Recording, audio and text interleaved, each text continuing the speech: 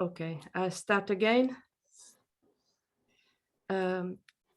So I suggested to read this text because of the war and because we were for the umpteenth time forwarding democracy and Western values and civilization through bombing. And I thought it was a good moment to discuss this idea of Western civilization and its pretended universality and superiority. And this text, as it's very usual with David, has much more in it. It has something about Western civilization and its non-existence and its what is the universal values that we attribute to Western civilization and how they came up from a real universal collective thinking that happened in oceans with pirates, with the encounter with Amerindian civilizations, and so in what David calls spaces in the between, spaces that are outside the control of a state, the control of police, spaces where people self-organize and has to figure out a way to live together. And the text is very interesting about how this universality was built by the formation of a North Atlantic war system that was founded on the destruction of other civilizations, and in a way made a tabula rasa where people had to figure out universal values. And on the other side, it stresses the fact that our present day ideals of democracy and equality and freedom come from these experiences, from the collective thinking that came out of this situation, of this worldly universal situation, and not especially from Western civilization. And on the contrary, if we look for those ideals in the Western literary and philosophical tradition, this is the place where it's most difficult to find them. On the contrary, there is a process of translation of the universal values issued from universal collective thinking into Western tradition, a Western tradition that is mostly against these values, and a Western tradition that had these values imposed on rather than being the source of these values. The text is more about democracy than about West. In fact, it's about where should we look for the origins of our of democracy as our values, and how should we think about democracy? How should we see democracy? And this is a political and moral and tactical issue, because the way we interpret democracy is of immediate relevance to our actions, to our practices. It's relevant to the way we interpret our practices, our democratic practices. And if we keep thinking that when we talk of democracy, we are talking of an Athenian tradition, we miss the most important features of this, of what's important in a democracy, that is ordinary people collectively managing their own affairs, as David says in the beginning of the text. So the text is about our ability to think of democracy through new lens and getting rid of common sense about Athenian democracy. Athenian democracy is a very specific kind of democracy, a military one, the kind of democracy that you have when people are male people are armed and have a military power to impose their will, so they cannot be the common will cannot be imposed to them, if not at the price of a war or of a conflict. But in general, in human experiences, there are many experiences of collective decision-making in egalitarian groups. And the military kind of decision-making is just one very specific kind of collective decision-making.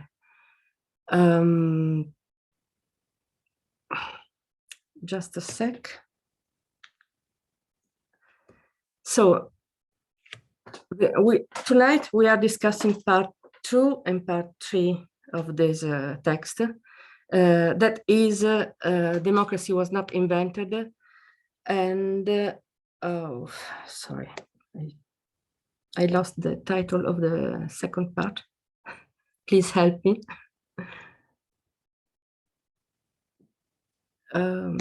Third one on emergence of the democratic ideal. Thank you.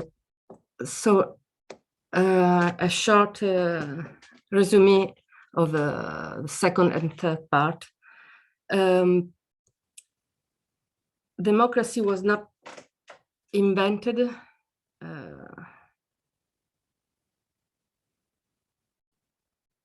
Okay.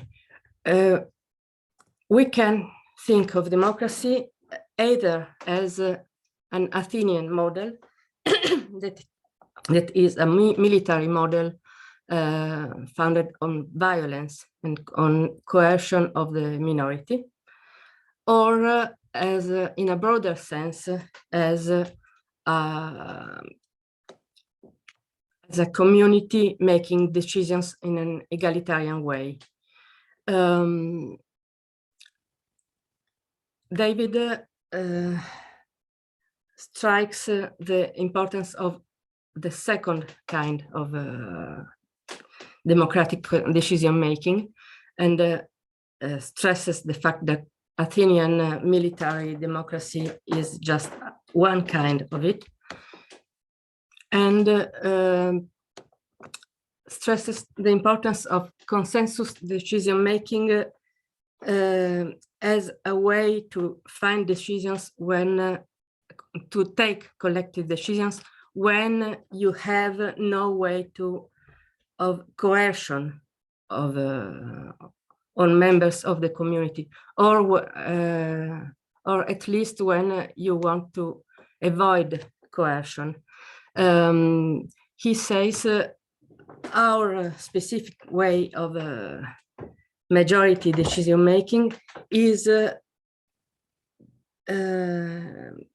strange thing at the end of the day, because it combines the feeling that people should have equal say in making group decisions, and a coercive apparatus capable of enforcing those decisions. Consensus decision making is when you lack or don't want to have such a coercive apparatus, when you don't want to have violence, and when you don't want some members of the community to feel excluded or coerced. So it is the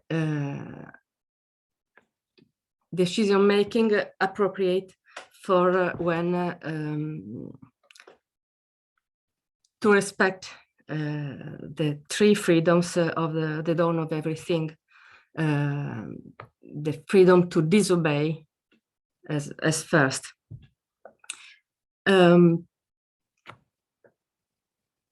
But when we,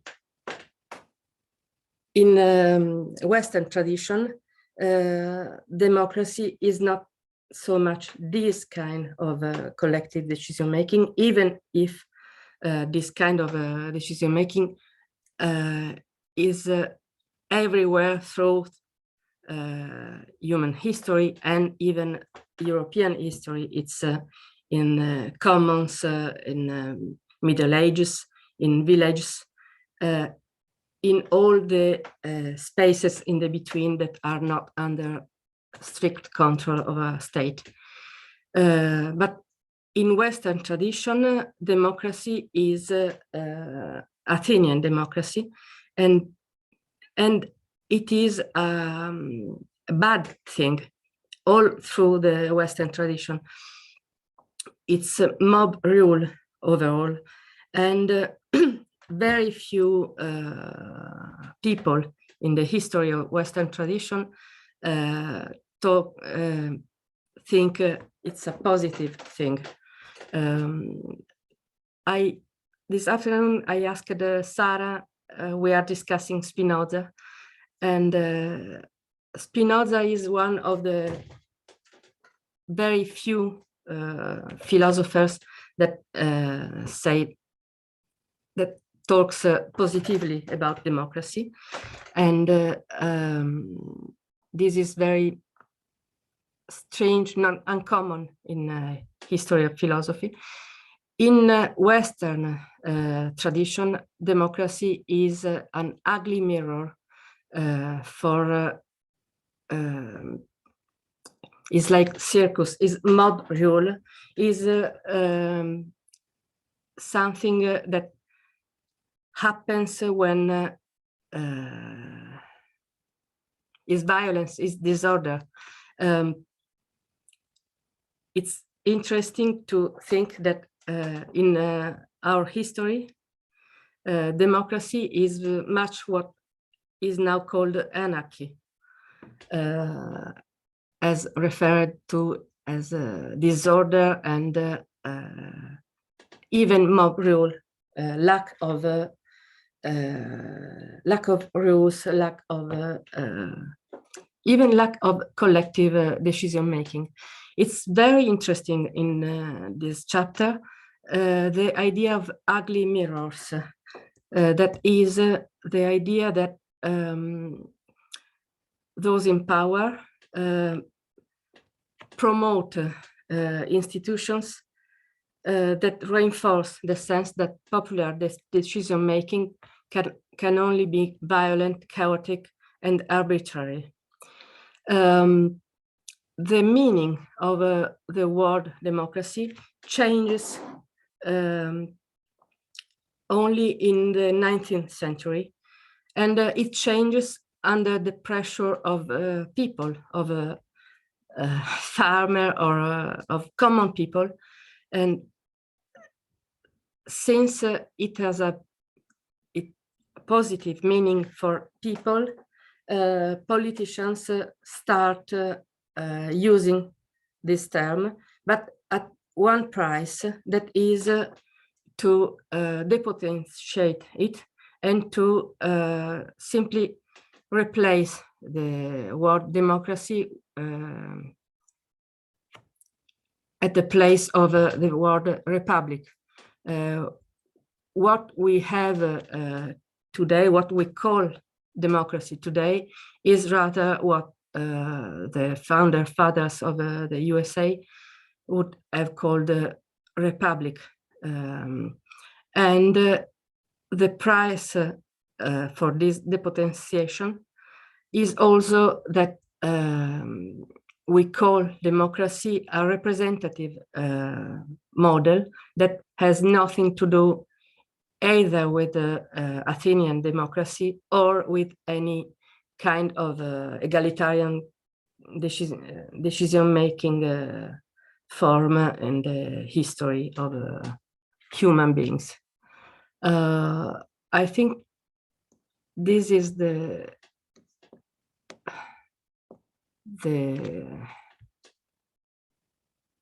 an outline of what we have written till now. Maybe Vasily, you have anything to add?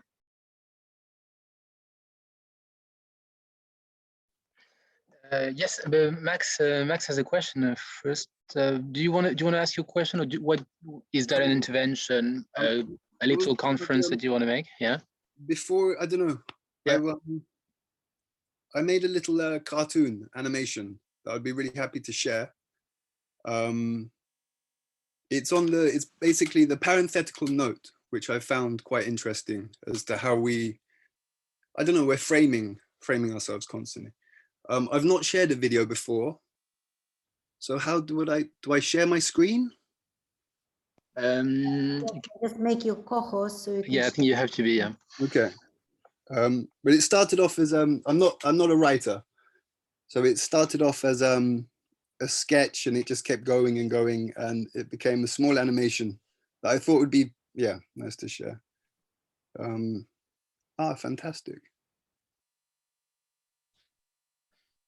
Desktop.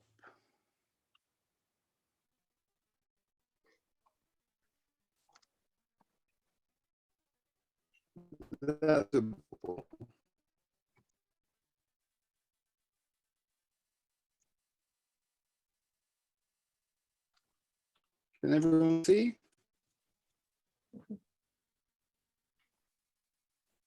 Yes.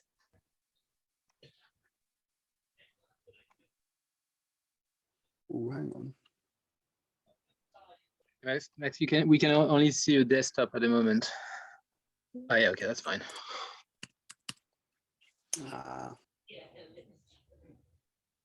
Dimash? Yep, we can see, but You're frozen, I think. Sleepiness of the Western eye. What I am suggesting is that the very notion of the West is founded on a constant blurring of the line between textual traditions and forms of everyday practice.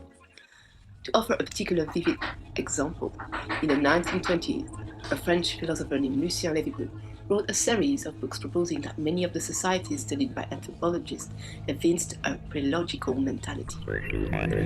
Where modern Westerners employ logical experimental thought, he argued primitives employ profoundly different principles.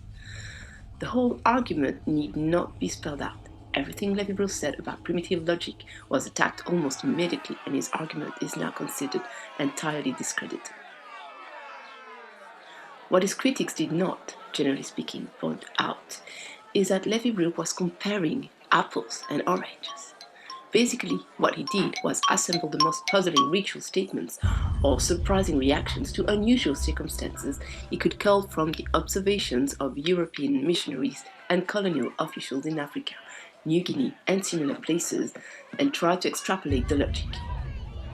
He then compared this material not with similar material collected in France or some other Western country, but rather with a completely idealized conception of how Westerners ought to behave, based on philosophical and scientific text, buttressed no doubt by observations about the way philosophers and other academics act while discussing and arguing about such text. The results are manifestly absurd. We all know that ordinary people do not, in fact, apply Aristotelian syllogisms and experimental methods to their daily affairs, but it is the special magic of this style of writing is that one is never forced to confront this. Because in fact, the style of writing is also extremely common. How does this magic work? Largely by causing the reader to identify with a human being of unspecified qualities who's trying to solve a puzzle.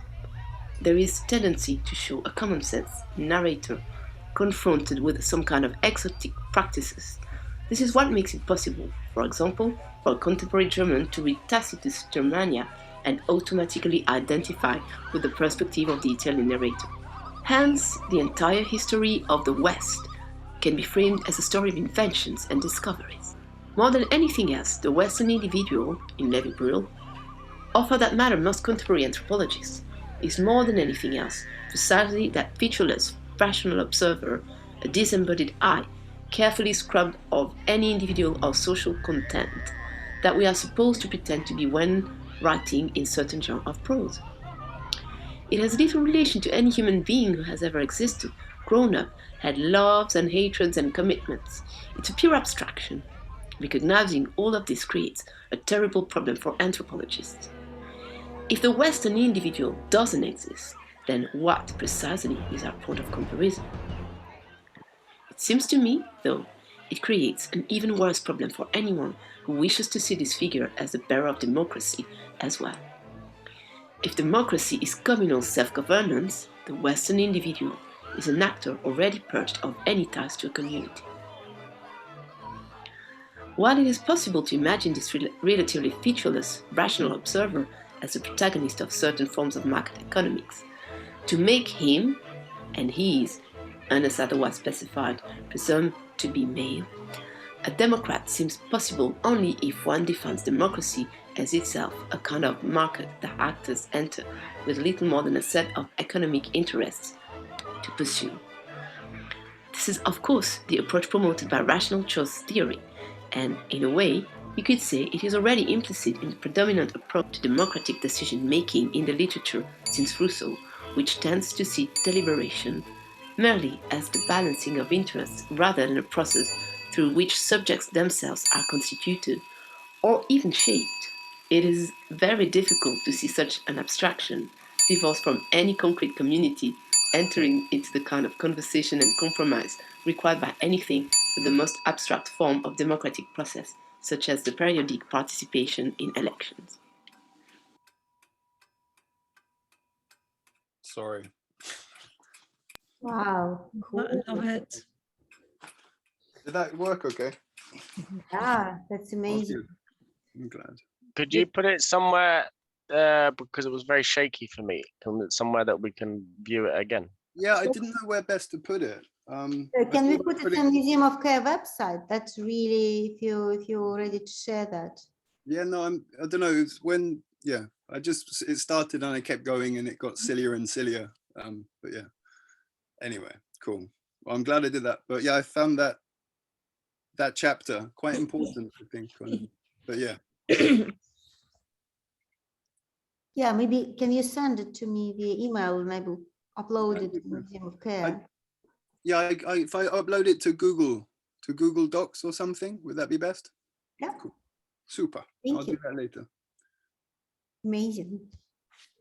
Can you also get your friend to read me all things? Because I really enjoyed that voice. My darling partner, who's she did well. But yeah, super. Thank you, everyone.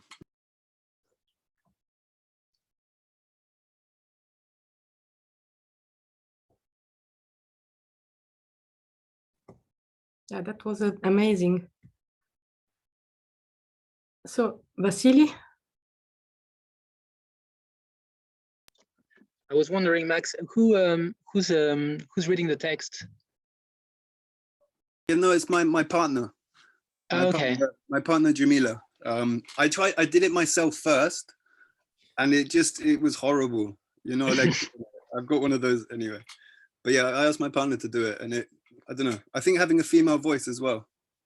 I did edit it slightly because I found trying to match images with words just very difficult. But yeah, maybe I'll get Jamila to do it again next time. But yeah, cool. That's really good. We could potentially put it on YouTube because I was wondering if it was like an audiobook or something, but If Yeah, it's that's if it's your own voice or your partner's voice, then I suppose it's fine. cool. Yeah, yeah. Yeah, So, yeah, we should upload it to the channel, Museum of Care channel, and then on the website. That's actually like an invention, a new format.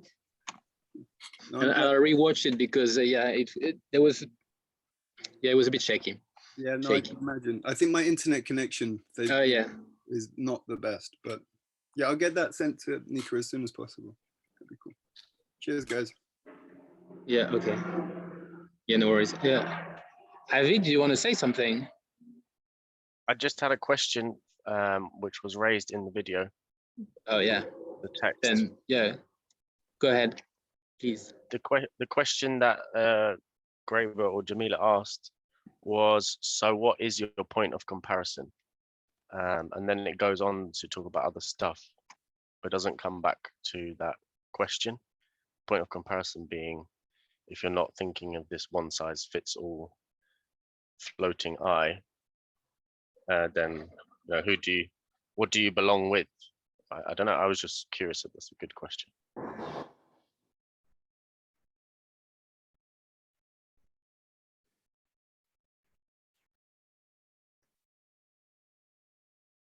To the multiplicity of other voices, because that's the only one way of looking on the world. This Aristotelian one. Could be other ways. But should do we really need a point of comparison? Because yeah, we have necessarily a point of view, but it's something different. In the point in this text, in my opinion, is that the Western point of comparison is an individual deprived, scrubbed off everything that makes us human, that is a complexity of things, of feelings, of relationships. And so, in my opinion, it's more about the construction of the self-appointed Western point of view as a neutral point of view where neutrality doesn't exist, simply.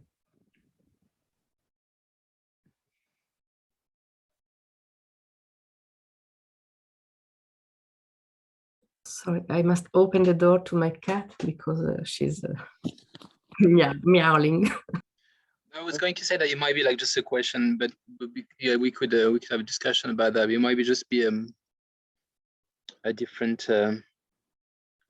way of doing research. By the way, this argument about against a reference point, I think you also find it in the book on debt, and in his critique more generally about his critique more generally of economics, because in economics more than in any other discipline you have this kind of like a imaginary tales, this kind of abstractions, and I think this is something that as part of his method, if you want to say, because his way of the way he critiques texts and his opponent's writings. But yeah, I suppose if you don't have a point of reference, then you have to look into the dialogues between different things. There is no Western tradition or something else, but there is only just like a there are just a dialogue between different societies. This is what I think he points to, and yeah. What do you think, Avi? Is Avi still there? Oh yeah, Yeah. you're here. Sorry, you moved. I'm thinking about in comparison to some other paper, but I guess, yeah, the point about dialogues, I would agree with that. And it's a kind of doing training as a social anthropologist. You're taught always to speak from, so for example, doing a paper on belonging, then I talk about why I'm interested in that because I happen to be a diasporic Jewish person, blah, blah, blah, so I don't feel a national belonging. So rather than pretending to give a lens about belonging from above, is why am I talking about it to the people that I was doing research with? So I guess that's like the classic answer, is to position oneself in that dialogue. That the other question, the other answer I was curious from people is, well, as a side point, one is working in health stuff. There was a nice little article that popped out yesterday demonstrating that the effect of normal painkillers on people with Neanderthal DNA is very different, just to break the one-size-fits-all model that is usually held within most medication, as in that whole economics and that whole one-size-fits-all goes very deep into lots of fields. But the question I was really curious about is bringing the idea of guilds that Kropotkin talks about and non-humans, and so your dialogue or your point of reference or your point of comparison is not between you and your imaginary national family and some biological properties that you have, but is always a reference point of view as a collective of different species that you move around with, whether that's your foods, so on and so forth. But I don't know. I haven't got a good answer for you, is my point. But that's what I was thinking about.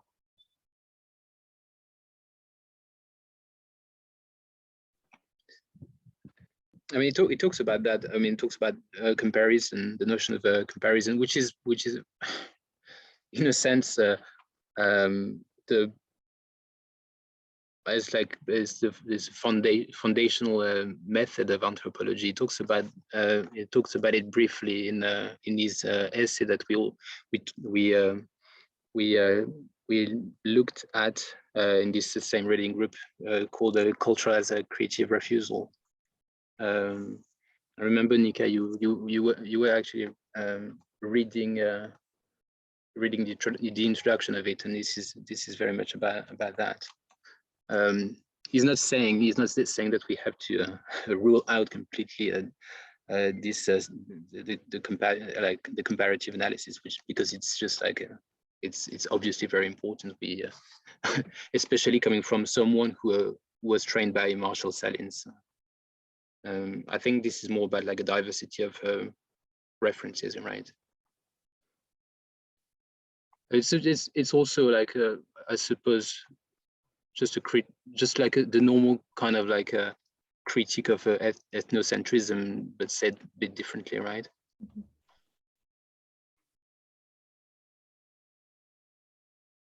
Does anyone want to react to what Avi just said, or to the video? I'll chime in here. It's such an excuse me, such an important distinction that Graeber makes, because he's really putting, he's relying on the same kind of social theory of action that he started on in his MA thesis. So he's seeing every act as inherently political. So rather than seeing politics as deliberation among actors, he's, to quote this piece, he's instead seeing it as a process of constituting the actors. So that ruptures the kind of idea, on the one hand, of a singular point of reference, but we know that there's a dynamic to Graeber's approach, to his methodology, and that's where he doesn't refer to it directly here as schizmogenesis, but the zones of incorporation or zones of improvisation, I think is what he calls them here. He uses similar language in Donna Everything. And when two parties come into contact in a schizmogenetic exchange, they will develop often, both Westerners will as capitalists or social contract theorists, but in the so-called primitive world as well, they will develop together a fetish that is sort of a sovereign power that's outside of them. And so this idea on which democracy is built, this ideal that's kind of outside of us, didn't begin in Athens. It's something human that isn't unique to a European tradition. And so what I find so lovely about this is that Graeber is kind of walking through his methodology as he's unpacking the categories that he's using, so that he can then kind of, he's unlearning us so that we can relearn. And so I get something out of it each time I read it. What struck me as well is the attempt from that point of view from early on to disentangle the kind of enforcement or violence from the conception of consensus and democracy. Are we gonna only take this democracy that needs to be enforced? Or so I that part I really enjoyed, because he's setting that premise out. I haven't read beyond, obviously, so I'm just my comment there. And I love the video, Max.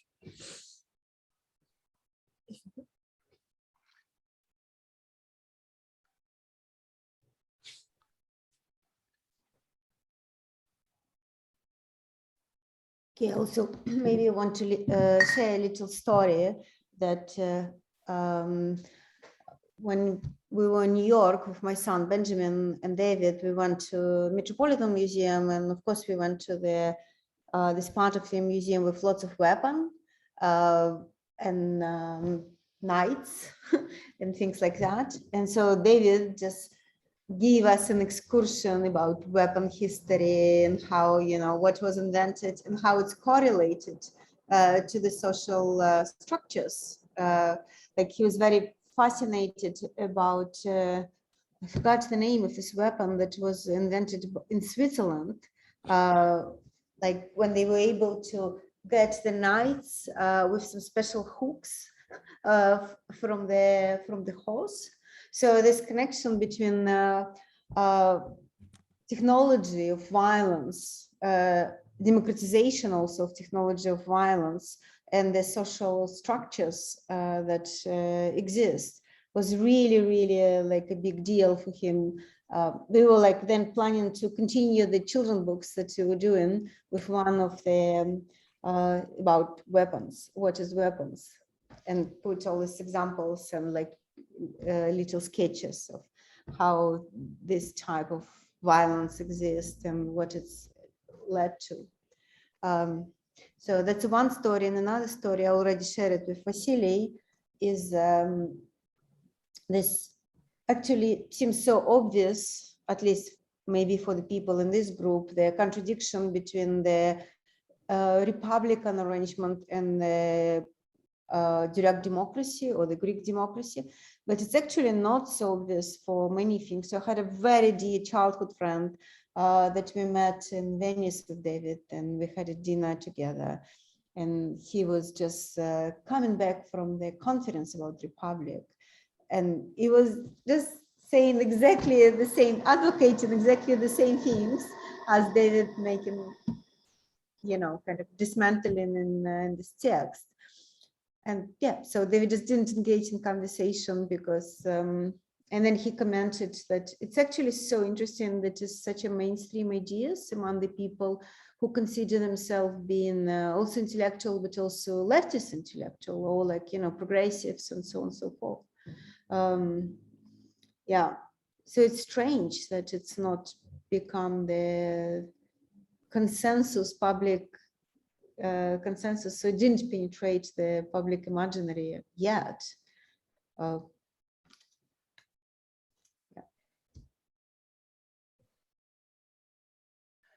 Oh yeah, and I just want to say, Max, this is such a, I just love it so much. I just really enjoyed it. Yeah, it's just the contemporary art that is in like environment where I love it. So thank you, thank you. Yeah, I want to reiterate that, because I think this is this is exactly what we wanted. This kind of like interventions. That was really appreciated. Thank you, Max, for this. Do we have any? Do we have any other presentations like that? Do we have any other animations from you guys? I'm just a bit conscious of time, because we only have 15 minutes left.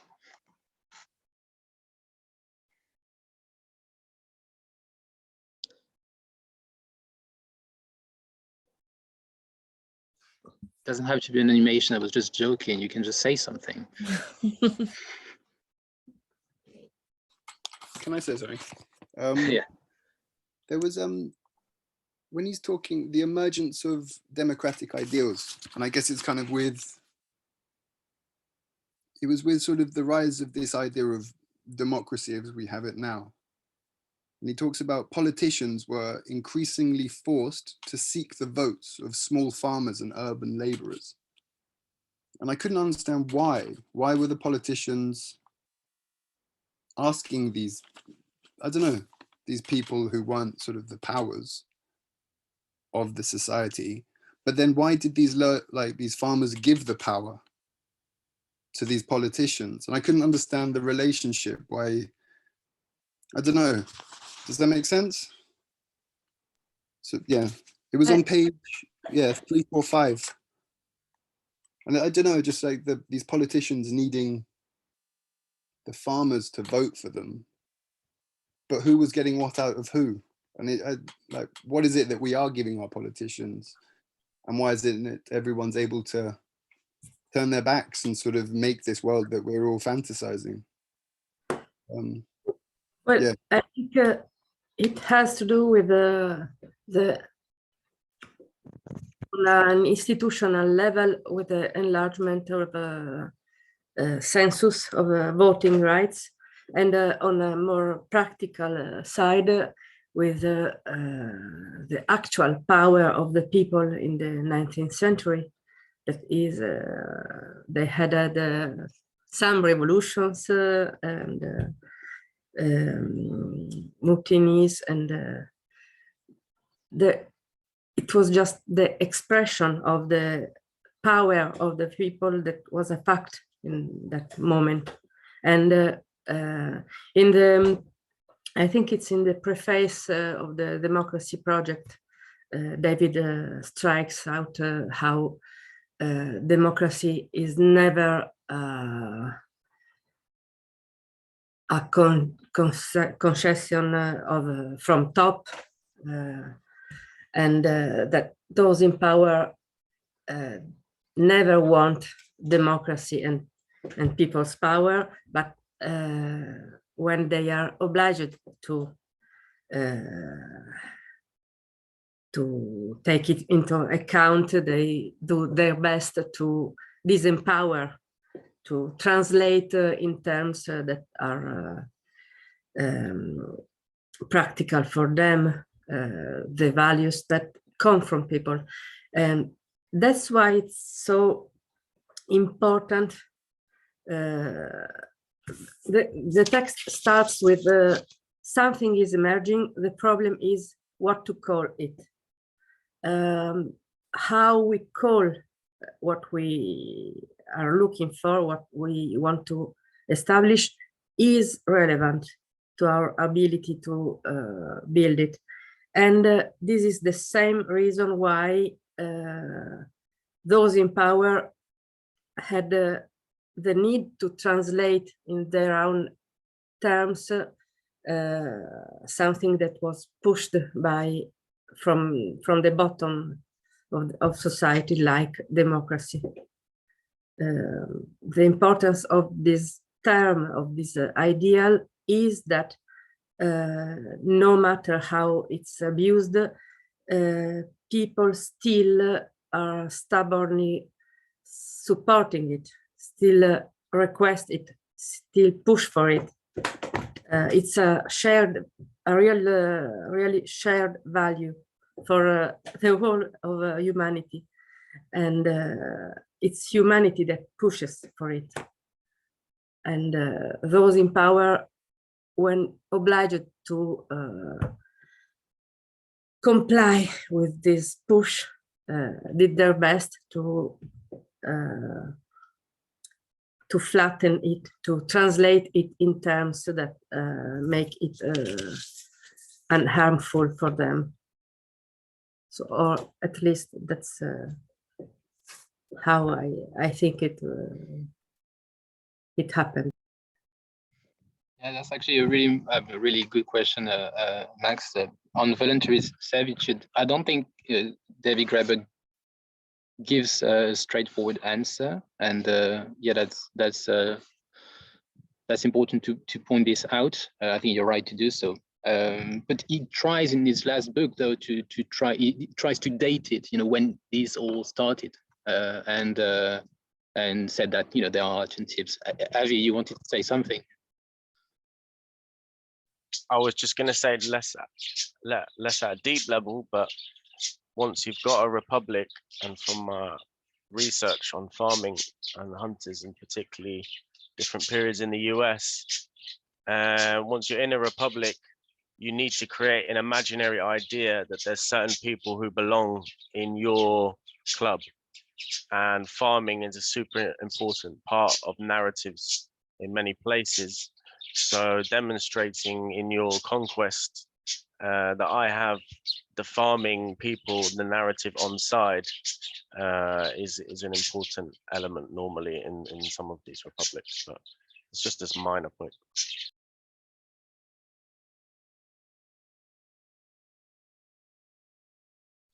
What I mean was, if you go into battle with your opponent, if you can say, I have this imaginary public and this imaginary public on side, in this imagination of me representing this, it helps you in your combat. Michael? So the process of enfranchisement, and so initially only landowners were enabled to vote in any of these places that initially had sort of republics. And then as you gradually, there was an agitation to get more people to vote, and working men got to vote.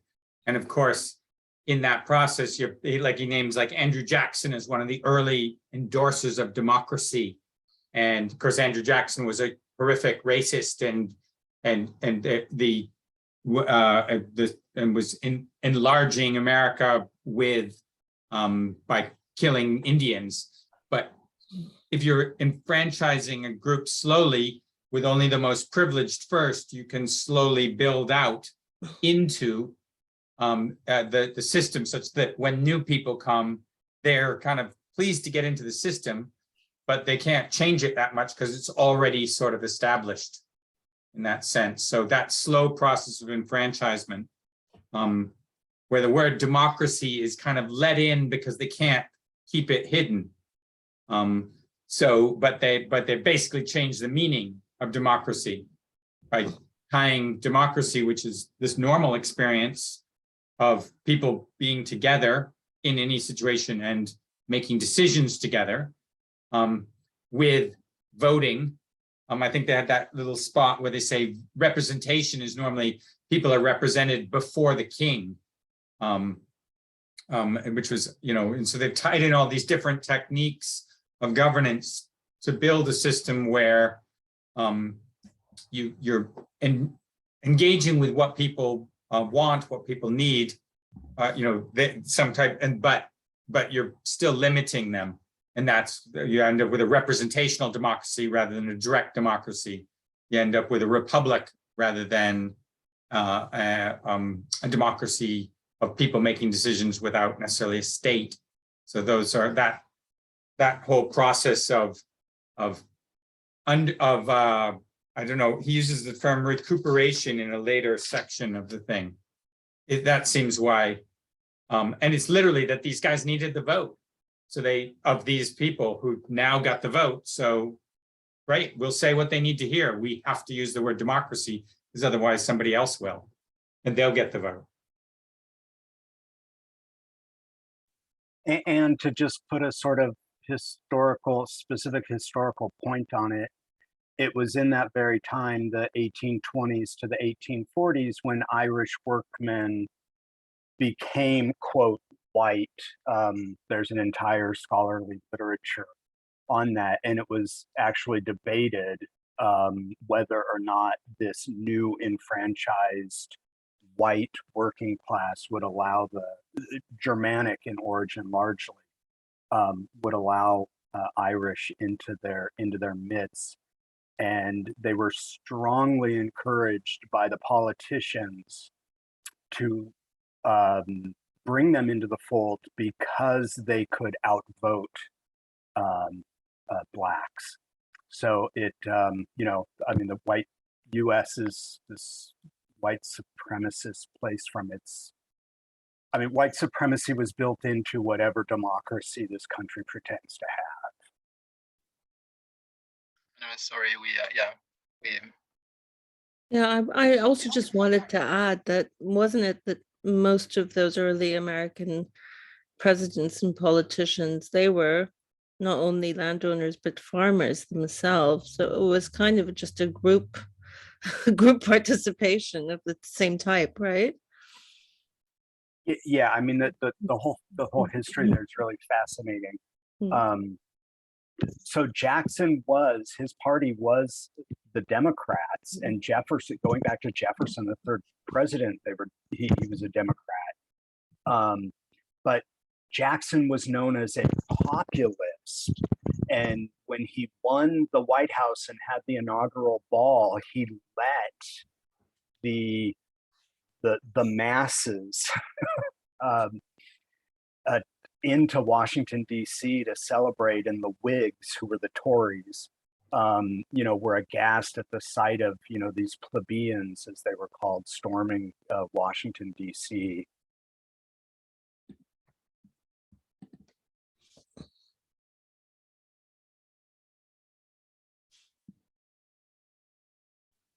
I'm a bit conscious of time. Do we have any other interventions? Avi? Oh, It was just a repetition of the same points with another example. All right. I would also just shortly stress the connection with between this abstract human being that is the point of view of Lévi-Bruhl, with markets and with democracy as market. And since we'll have new elections in 2 months in Italy, and it will be a market where we have no commodities to buy, political commodities to buy, it's quite interesting for me, this reduction of collective decision making to the buying of a product.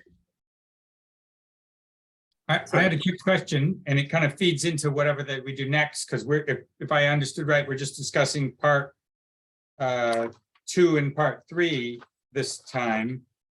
And then so part 2 is labeled democracy was not invented. And then part 3 is on the emergence of the democratic ideal. And then part 4 is like recuperation. I guess I saw part 3 and part 4 as a sort of continuous story, but I didn't really get why they're labeled as 2 different sections. Because if I was just going to say what I thought each one said, I would be saying almost the same thing, that it's a continuation. But that's what I was just interested, why part 3 and part 4 maybe are sort of different. Maybe one is the intellectual issues and the one on, what is it, part 4, which is I can't remember what part 4, which is I don't really know what to say, Michael, because I actually don't have the same. I mean, maybe I'll double check, but I don't think I've got the same page. I mean, same division. And Oh, To be honest, the way we did it was completely arbitrary. We just wanted to have the same length for every session. Oh, yeah. No, but I was just asking about why David Graeber divided it that way, where there was two yeah. things. But I just didn't, I mean, maybe if I read it more carefully, I would see it. But it is the stuff that we would be talking about next time. Exactly. Yeah. So it's Yeah, continuous. So maybe exactly. we don't have to answer this question. It just becomes something for people to think about for the next time. Okay. Okay. Understood. Good. Plus we're over time, so. Okay. When can we ask about proposing sessions? Now is the right time. We can use 5 more minutes, but just like so first, just before that, I would just like to apologize, for cancellation of the previous session. We had good reason to postponing this because we were attending this conference in Lyon about the work of David Graeber. Maybe sometime we could just like give you a short summary of what happened there. It might actually be relevant for this reading group because it's actually there that I'm kind of realized why I got hooked by the work of David Graeber. I think it started with this essay. Not sure which one exactly, but probably this one. Avi, what do you want to propose?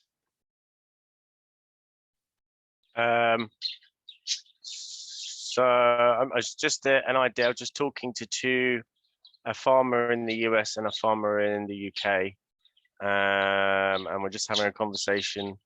I kind of emailed a different version of it to Nika before. But anyway, I was talking to both of them. One of them is originally an anthropologist. Anyway, they're both farmers, and the question is, what does a rereading of the agricultural revolution mean for, what do we call it? Agricultural revolution past, what does that mean for the future for global North farmers? As you know, they're both, one is US, one is UK. I don't really know. I don't have a perfect answer for you right now. That's the point of getting them to talk about it. One of them, they're both authors of their own books as well, and they both read The Dawn of Everything. I don't know, some point late towards the end of the year or something like that. It was just an idea. A good friend of Jose Almofcar is JJ, who lives at the ZAD in France. Maybe you would like to contact him because he's not directly a farmer, but he knows people and he knows David Graeber. He was actually a ghostwriter for him, so he knows him very well. So maybe you want to contact him or other people. There are many anthropologists there. There was this guy, Alessandro, who wrote a comic book on the ZAD. And he was, I think he did his PhD with Descola, so that could be actually someone interesting to talk to. Oh, great! Because I don't really like Descola, so that'll be a good chat. So what is the project? Can you tell us a bit more about it? The project was just to try and bring a conversation between the ideas of the Dawn of Everything into conversation with, I just call them collectively farmers, but they agroecologists, whatever, their own thinking and their own knowledge, and see how they can, what does it mean for them to rethink there's a story about them, right? And what's their voice in that? How do they engage with that story? Does that mean anything practically in their practice or in their politics? Also, they will bring some nuance, which is which obviously can't be captured in one book, around variations of agriculture and stuff. So I can send you the blurb that we put together. A very good idea for the roundtable on Zoom. Sometime, we can do it in a couple months in advance, and that's we will have time to invite all kind of cool people to participate. So we can do actually some roundtable, but for free, and so just. Like that guy you mentioned from the ZAD sounds really cool. So I'm just interested to listen to those people have a conversation, basically. Yeah, but somebody just should be in arranging it, so just to choose the people and maybe remind them just to have, yeah, it will be really interesting. It's a very good film. I think Vasily, also Mark from Remakery will be, his partner would be interested in that because his partner is doing a community garden in London. And yeah, so the urban gardening is one of the important themes in Dawn of Everything as well. And probably in our future life after climate change. So we should listen about that. I'm happy to do the legwork to help put it together. If you just give me some direction as to where in the calendar and blah, blah, blah. When do you want to do it? Like maybe after the summer, because yeah, this is what I was thinking. Yeah, sure. Maybe after the we're gonna be I think we're going to be quite busy because there is the institute that is launching in October or November, but somewhere after that or around that time, maybe November or something like that. No rush. When precisely when the farmers are having a break. That would make sense. Yeah, true, good point. And speaking of programs, in September, we could discuss the There Never Was a West as a whole text together with Benjamin's Critic of Violence, with Lisa, that is a great expert of Benjamin, and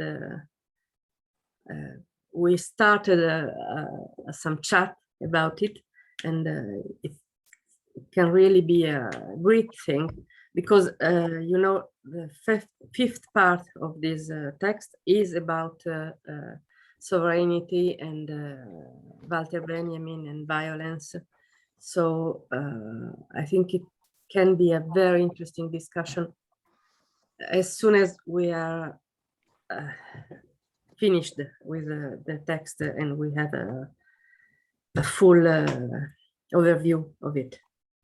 So I suggest to have it like in mid-September.